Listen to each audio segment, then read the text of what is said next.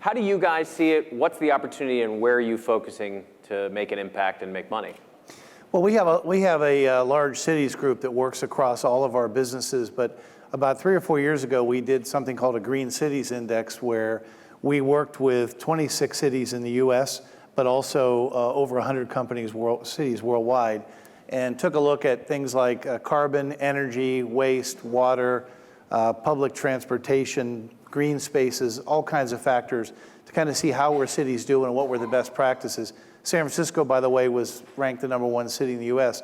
We came back about a year or so ago and said to cities, do you want to redo this? And they said, well, we like a lot of it, but really we want to focus on carbon. And a lot of cities are throwing out things like 50% reduction by 2030 or 80% reduction by 2050. And so we really worked on building a city tool that has over 60 technologies in it. And it's got the cost, and you put in data for each of the cities. Takes quite a bit of data to load it.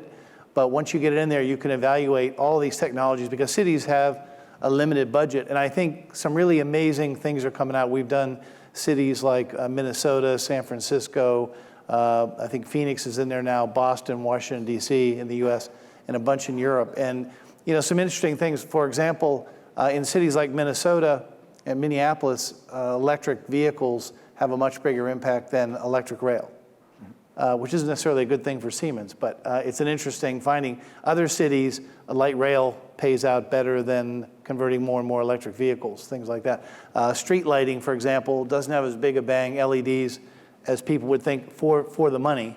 Other things like... in terms of reducing greenhouse right. gas. I mean, number one thing is building automation for commercial and industrial and home automation.